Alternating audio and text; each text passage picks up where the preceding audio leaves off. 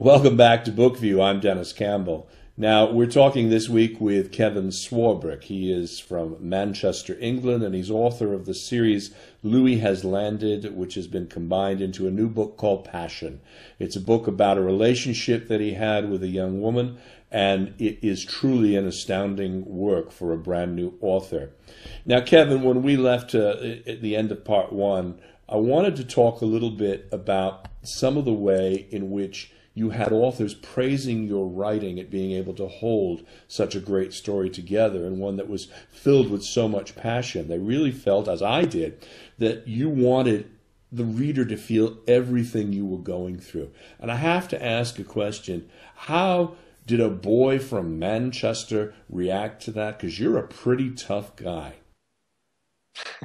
That's a good question. That's a good question. At the time, yeah, I didn't know how to react to it. When the readers actually got back to me and there was like this inspiration of becoming an inspiration to people, it was like, what, me an inspiration to you? I just couldn't understand it because all I've done is wrote a story from the heart at the time. But no, it was very overwhelming, very, very overwhelming. The support that's actually supposed to be around me, well, that sort of disappeared into the background and non-existent really, which is a shame.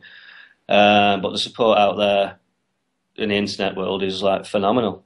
It's great, and you're actually pushing me forward and forward. I'm not going to let anybody down. Well, the writer communities that we're all a part of are filled with such wonderful people, and there are so many resources out there, Scribd and other places where you can actually write and test bits of work. Talk a little bit about some of the people that you've come in contact with and how they've helped you along the way.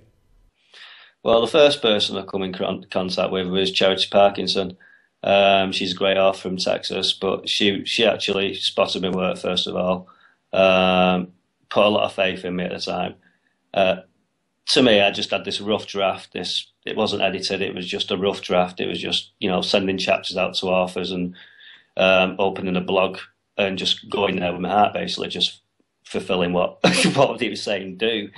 But no, she was a huge inspiration. Also, Dawn Torrance, she's another huge inspiration to me. And of course, your good self, another huge inspiration. Got to get that one in.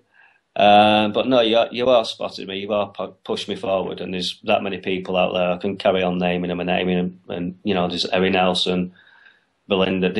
There's loads, seriously. Well, it's a funny community, the writer community, because obviously everybody's trying to get their own work published, and they're focused on what they're doing. But the generosity of people out there is something that's always been amazing to me. The fact that people, when we see talent, we want to do our best to promote it. Thus, obviously while we're here.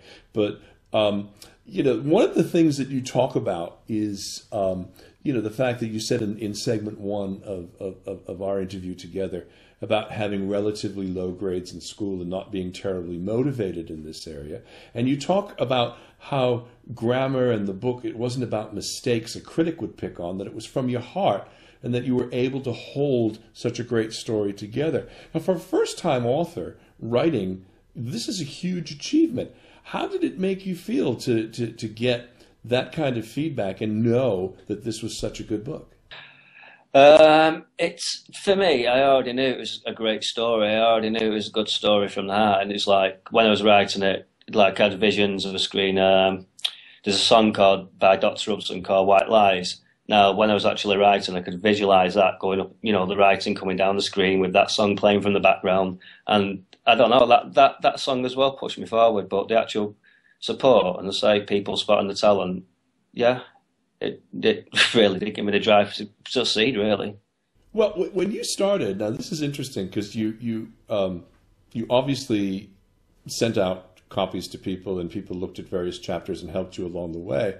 But when you went to the supplier who would actually print the book and the print-on-demand source, it had to become 2 books.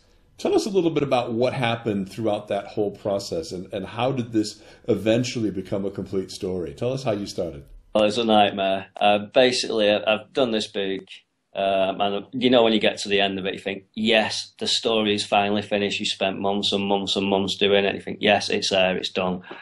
only for the slight problem that you can't upload more than 150,000 word count. Well, the actual word count was 169,000, and I think it was about 500 or something, basically. So then it had to be combined then into two books.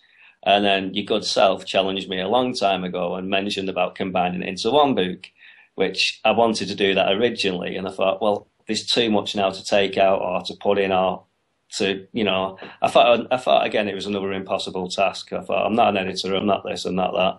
But no, that impossible task was made possible. Wow. Now, the funny thing is that at some point in time, I remember us having a conversation that you were actually approached by a reporter for one of the tabloid journalists who wanted to know the identity of the woman involved and wanted to write about it. Tell us a little bit about how that story came about and what the objective was of trying to put that together.